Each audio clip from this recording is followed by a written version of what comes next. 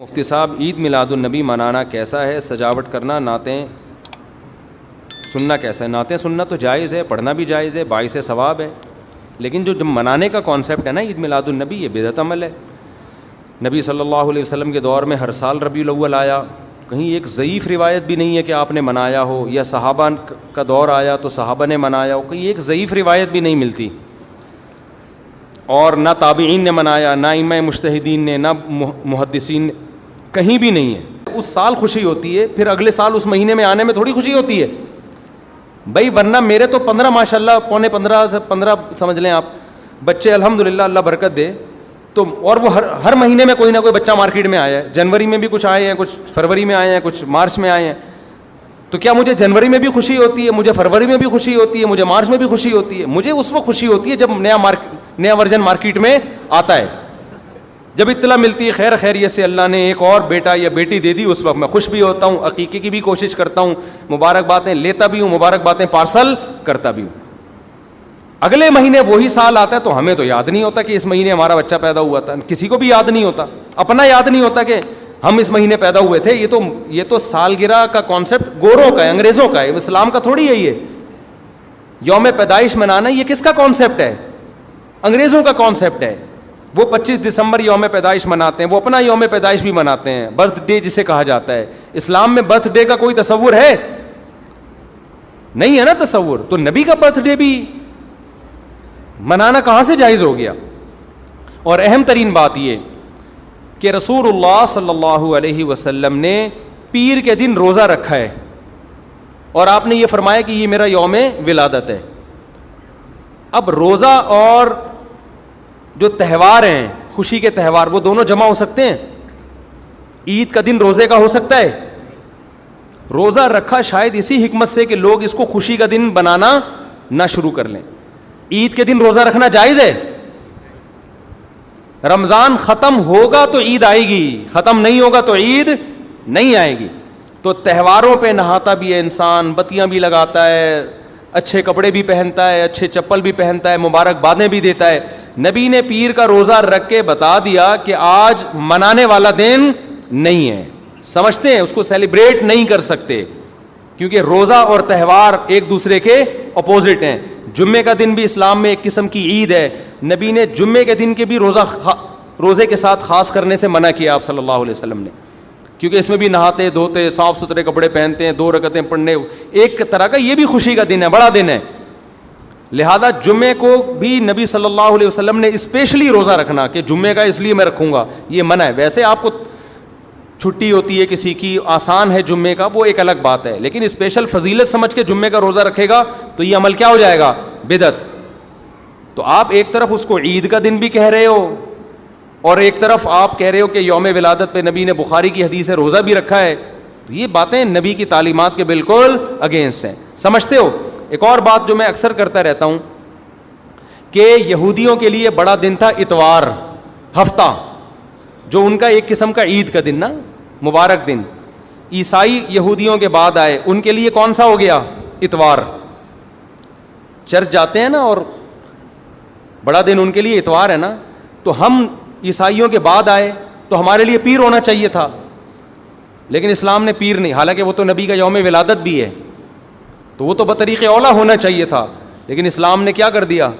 نہ اس دن کو اہمیت نہیں دی، نہیں، واپس جمعے کو چلے جاؤ۔ شاید اس میں یہ حکمت تھی کہ کہیں یوم ولادت کو سیلیبریٹ کرنا نہ شروع کر دیں لوگ، مبارکبادیں دینا نہ شروع کر دیں، منانا نہ شروع کر دیں۔ تو روزہ تو بالکل تہوار کے اگینسٹ ہے، اور ویسے بھی عید میلاد النبی رات کو منائی جاتی ہے زیادہ۔ اسلامی تہواروں میں کوئی تہوار بھی رات کو منانے کا نہیں ہے، اسلام میں راتیں عبادتوں کے لیے ہیں، منانے کے لیے نہیں ہے۔ تہوار ہمیشہ دن میں منائے جاتے ہیں، جمعے کی نماز دن کی روشنی میں ہوتی ہے، مغرب کے بعد ہوتی ہے۔ ہم جمعہ جو مناتے ہیں دن کی روشنی میں مناتے ہیں نا۔ عید الفطر کب مناتے ہیں؟ مغرب کے بعد، نہا دھو کے تیار ہو کے گلے ملتے ہیں، یہ صبح کے وقت۔ عید الاضحیٰ کب ہوتی ہے؟ صبح کے وقت۔ غیر مسلموں کے تہوار رات کو ہوتے ہیں۔ عیسائیوں کا کرسمس کب ہوتا ہے؟ رات کو۔ رات کو سارے آپ عیسائی دیکھ لیں گے وہ چمک دھمک کے جا رہے ہوں گے، اور صحیح ہے نا۔ اسلام میں تہوار دن میں، رات میں نہیں ہے، راتیں سونے کے لیے یا عبادت کرنے کے لیے۔ لیلۃ القدر یہ تہوار ہے یا عبادت کی رات ہے؟ یہ دن میں ہے یا رات میں؟ بولو. شب برات 15 شعبان یہ عبادت کی رات ہے یا تہوار ہے؟ اس میں اختلاف ہے علماء کا. جمہور عبادت کے قائل ہیں. تو عبادت کی رات ہے تو عبادت کی ہے نا, لیکن وہ دن میں ہے یا رات میں ہے؟ وہ رات میں ہے. تہوار کب ہوتے ہیں؟ دن میں ہوتے ہیں اسلامی. اور عبادت کی راتیں کون سی ہوتی ہیں؟ وہ رات میں ہوتی ہیں. سمجھتے ہو کہ نہیں سمجھتے ہو؟ عیسائیوں کے ہاں, یہودیوں کے ہاں الٹا ہے. ان کے تہوار کب ہوتے ہیں؟ رات کو. رات میں جشن کرتے ہیں. تو آپ عید میلاد النبی میں چراغاں کر رہے ہو رات میں, منا کب رہے ہو؟ رات میں. یہ تو ویسے ہی عید کا جو اسلام نے کانسیپٹ دیا اس کے بالکل اگینسٹ ہے. یہ یہود و نصارہ کا طریقہ ہے رات میں منانا. اور اس میں ایک حکمت بھی ہے. راتوں میں اگر آپ کو تہواروں کی اجازت دے دی جائے نا, تو راتوں میں اس طرح کی ایکٹیویٹیز سے گناہ کی طرف جانے کا خطرہ زیادہ ہوتا ہے. تبھی عیسائیوں میں کرسمس میں گڑبڑیں بھی بہت ہوتی ہیں, شرابیں بھی پی جاتی ہیں, بہت کچھ ہوتا ہے. اسلام نے صبح صبح اچھے بچوں کی طرح رات کو جلدی سو جاؤ, صبح صبح نہا دھو کے مسجد آؤ, مصلی آؤ, عید ملو, کھاؤ پیو, موج مستی کرو, پتلی گلی سے نکل جاؤ. تو اس میں موج مستی میں شراب کباب آتا ہی نہیں ہے نا, آئے گا ہی نہیں, کیونکہ وہ تو راتوں کے کام ہے شراب کباب, دن کے کام تھوڑی ہیں. لیکن آپ نے جو عید میلاد النبی کا کانسیپٹ پیش کیا وہ نبی کے عمل کے بھی خلاف. نبی روزہ رکھ رہے ہیں پیر کے دن, اور نبی صلی اللہ علیہ وسلم تہوار منانے کا حکم دے رہے ہیں دن کے وقت میں. آپ نے کہا نہیں رات کو منائیں گے ہم. نبی صلی اللہ علیہ وسلم نے ہمیں کہا کہ لکل قوم عید ولنا عیدان, ہر قوم کے لیے ایک دن عید کا ہوتا ہے, ہمارے لیے 2 دن. آپ نے کیا کر دیے؟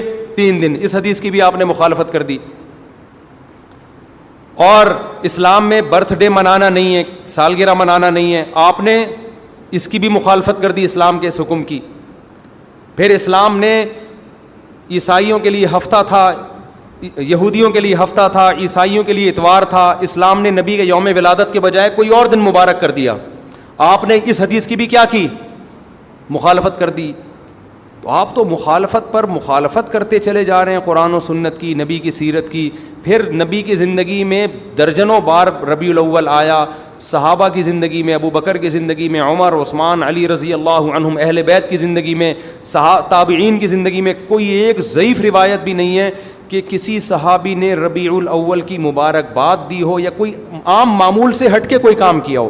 ایک چراغ جلایا ہو, ایک موم بتی جلائی ہو, یا کوئی حلوہ پکایا ہو, یا کوئی مٹھائی کھلائی ہو کسی کو, ضعیف روایت بھی نہیں ہے.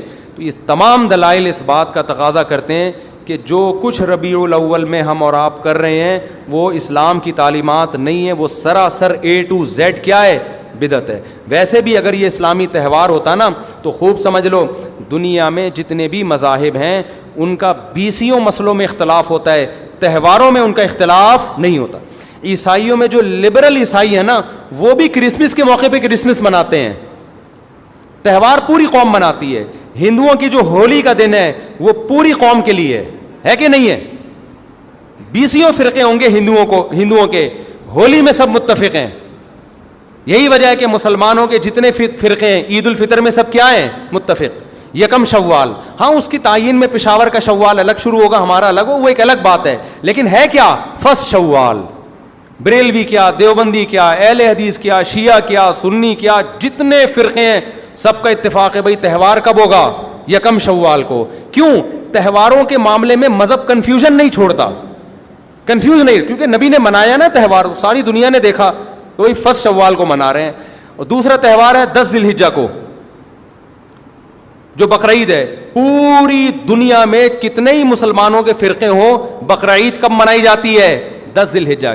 کرسمس کب منائی جاتی ہے؟ 25 دسمبر کو. ہندوؤں کی ہولی کا بھی ایک خاص تاریخ ہے, سکھوں کے جو ایک تہوار ہے اس کا بھی ایک خاص دن ہے, اس میں کوئی اختلاف نہیں ہے.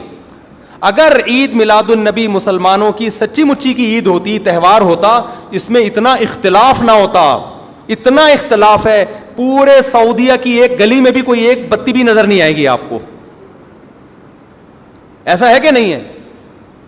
پاکستان میں گھر گھر سجے ہوئے ہیں, پورے مکہ مدینہ میں, ریاض میں, جدہ میں کہیں بھی ایک بتی بھی نظر نہیں آئے گی, ایک چراغ بھی نظر نہیں آئے گا. یہ کیسا تہوار ہے؟ پورے عرب دنیا میں کہیں بھی نہیں منایا جا رہا, انڈیا پاکستان میں دھوم دھام سے منایا جا رہا ہے.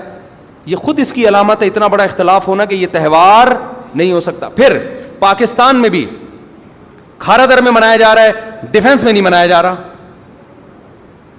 کراچی میں کم منایا جا رہا ہے, چھانگا مانگا میں, چیچا وطنی میں زیادہ منایا جا رہا ہے, معذرت کے ساتھ, چیچا وطنی میں نہیں یا کسی اور علاقے میں, سمجھ رہے ہو.